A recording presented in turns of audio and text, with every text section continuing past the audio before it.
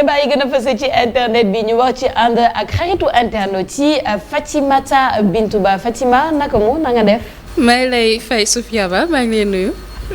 léegi lan moo war a reetaan bi lan moo ko war a. non parce que j'essaie d'être tu vois très carré et tout avec toi mais c'est pas possible en fait. Ça devient de plus en plus compliqué. Il faut essayer. Fatima di la gëm di la sant ci teewaay bi tey on va parler justement des échos du net très rapidement nouvelle bi nga xamante ni noonu la ñuy waxtaanee ça a fait beaucoup réagir les commentateurs et les internautes moo di Sadio Mané nu mu réagir ci benn question au journaliste allemand bi nga xamante ni bii yoon daf ko tontu boo xamante ni on n'a pas vraiment l'habitude de voir Sadio à ce jour-là. di ab réaction boo xamante ni démb bokk na ci li ñu gën a daal di waxtaanee ci toile bi Sadio Mané mu daal di indi ab réponse bi gannaaw bi ka ab journaliste daal di koy interpeller réponse Sadio Mané bi lu mu daal di wax mu ne vous me tuez tous les jours et maintenant vous voulez que je vous parle les gars ko interrogation boo xamante ni ñëpp daal di nañ ci wax parce que comme ni nga ko waxee léegi nii Sadio Mané tàmmuñu di ko gis muy muy tontu wala sax muy waxee nu ni mel dañ koy dooree ak li nga xamante ni mooy waa Wiw Sport li ñu daal di xamle mécontent du traitement médiatique reçu Sadio Mané snob un journaliste Sadio Mané loolu la réaction boobu la am gannaaw ab journaliste ba mu ko daal di interpellé tàggat ñëwaat na ci bu baax a baax Sadio Mané interpellé par des journalistes ab journaliste boo xamante ni jàpp nañ ni muy ay journaliste allemand foofu la ca bañ fa nekkee nga gis Sadio Mané sax muy dox di reetaan gannaaw sax mu ngi tontuwaale ñëwaat na bu baax a baax ci li nga xamante ni moom la daal di wax dañuy seetaan vidéo boobu extrait bu ndaw la rek ñëwaat ci plateau bi. You kill me every day. You want me to talk to you guys? Come on. Come on. Every day. You want me to talk?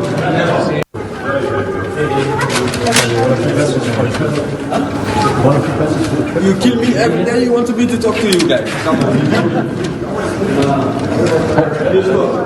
Come on. Every day. voilà Sophia Ba mu ngi noonu extrait bu gàtt la rek mais n'empêche def na li nga xamante ni mooy tuuru toile yu internet yëpp daal di koy waxtaanee dañuy jël li nga xamante ni mooy réaction yenn internet sénégalais yi lu ñu daal di xamle kenn ci ñoom di Matar Seydi nee na merci beaucoup Sadio ñoom ñëpp daanaka daa mel ni dañoo daal di déggoo ànd ci li nga xamante ni mooy Sadio du mu daal di tontu journaliste bi kii di Bachir nee na il avait des choses à dire maanaam Sadio am na yoo xamante ni da ko bëggoon wax mu jaarale ko ci kii di Kumbis Diop nee na voilà il faut arrêter des fois de garder le silence parce que souvent Sadio Mané dañ koy interpeller ci yu bëri du wax wala campagne li nga xamante ni mooy cellule de com bi aussi duñu wax donc hier c'était une première ñu gis Sadio Mané gannaaw yi nga xamante ni presse allemande bi ñu ngi ko ci doon wax moom mu daal di tontu Sophia Ba. Alors you kill me and now you want me to talk to you maanaam vous me tuez et maintenant tous les jours et maintenant vous voulez que je vous parle man du ma si wax lu bëri sax je vais pas être long on va tous pas être long parce qu'on n'a pas le temps mais tout ce que je veux dire c'est que des fois daf ciy baax Sadio Mané wane ni il sait très bien ce qui se passe il suit très bien ce qui se passe te tamit yenn yi il faut qu'il y ait des conséquences parce que tu ne peux pas journaliste allemand wala je vais même pas dire seulement les journalistes que ce soit les supporters que ce soit les journalistes que ce soit les Allemands en général seen relation avec Sadio Mané taxu kaa demee noonu il faut qu'on le dise depuis qu'il est là-bas il y a eu beaucoup de soucis il y a eu beaucoup de problèmes te dafa mel ni voilà il n'est pas très aimé là-bas. Donc après ça, tu peux pas aussi lui tendre le micro après avoir écrit, je ne sais pas, tellement de choses négatives sur lui. Enfin, tu peux, hein, mais en tant que journaliste, c'est son droit. Moi, je dis c'est son droit de dire que non, je ne vous parle pas parce que vous me vilipendez tous les jours. Da ngeen di utiliser seeni journaux yi wala boog seeni rajo yi pour wax loo xamante ni toujours du négatif sur man. Ici, il a pas l'impression que ñoom dañoo impartial. Am na droit réagir noonu te man je pense que dafay baax des fois Sadio Mané wane boppam tuuti. Pas trop parce qu'on aime notre Sadio Mané très humble très concentré ci sport bi mais lii moom franchement man personnellement man koy rafetlu yu nu sax. Il faut être ferme. Exactement. Et puis préciser également que bon ça fait partie des réalités cruelles du haut niveau. Il n'est pas le premier Sadio Mané, il sera pas non plus le dernier. On voit Cristiano Ronaldo ñu ngi fàttaliwu ci benn championnat bi ko benn journaliste di ko tàllal micro mu jël micro bi këf ko sànni ko ci benn piscine. Alors ça montre que quand on est star comme Sadio Mané on est fortement exposé à la presse. Oui. te ñun ñëpp xam nañ ni la fiche des statistiques de Sadio Mané ba mu demee ba léegi qui était très attendue on se rappelle bien bon xam nga nag mbir yi tamit xëy na l'arrivée de Sadio Mané au Bayern dafa suscité woon beaucoup d'espoir. Oui. On était tous contents. On était tous contents, mais rappelle. Également on se rappelle très sincèrement quand même de li nga xam ne Liverpool da ko bañaloon Sadio Mané yëpp. à son arrivée au Bayern da ko nangaloon. On se rappelle également de cette forte communication bi nga xam ne moom la Bayern defar ñun ñëpp nag xam nga nag ñu ñëpp ne voilà nag Sadio dem na fenn fi nga xam ne ci lañ ko fa war a teralee. dem na ko fenn foo xam ne benn club boo xam ne dañu reconnaître gëddëm parce que nag à l'époque bu muy dem au Bayern il était quoi deuxième meilleur joueur au monde. Oui. bu muy dem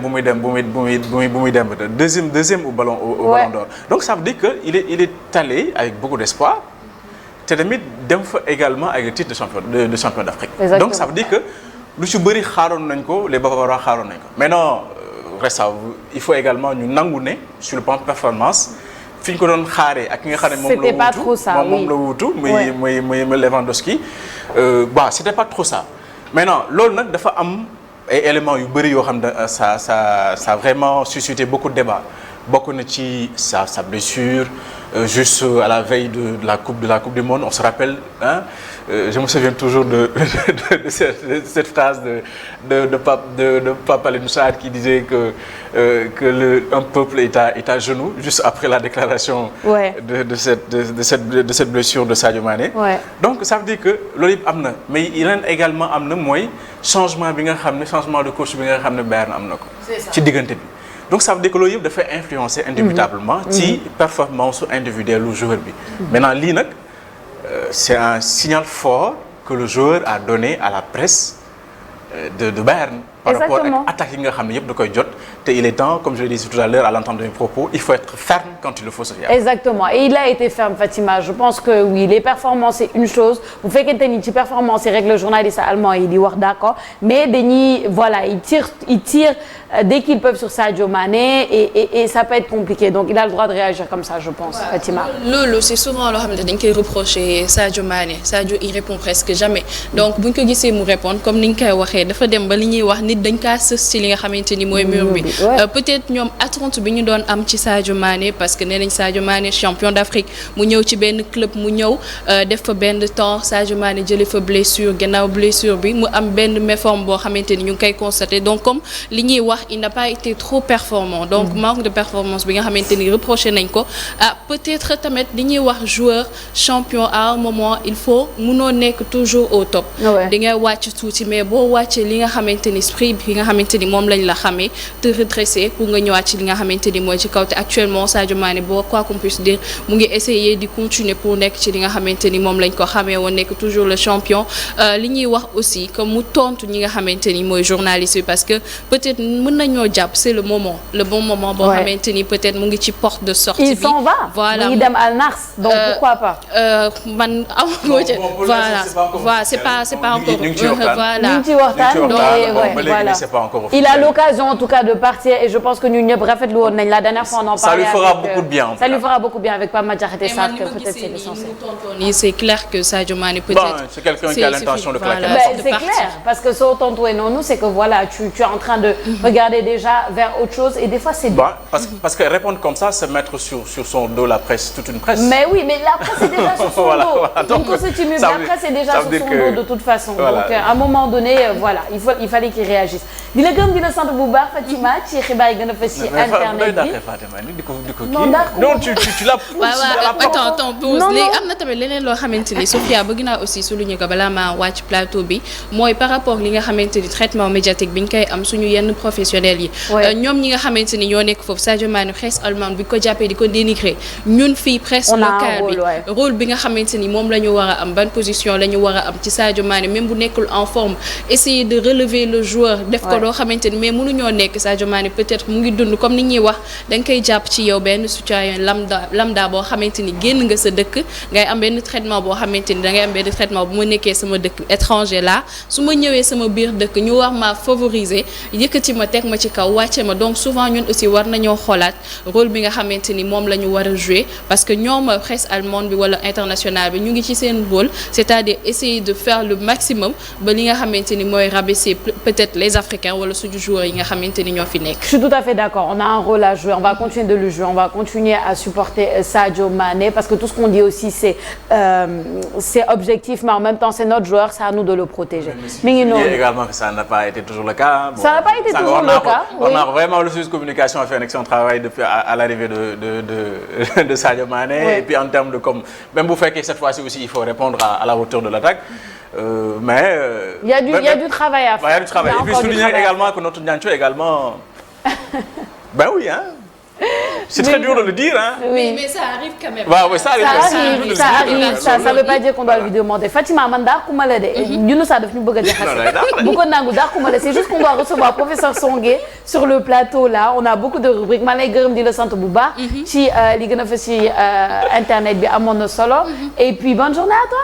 Bonne journée Sophia. Bonne journée également à nos téléspectateurs internautes. Younousa yow. On va recevoir tout de suite professeur Songué Diouf.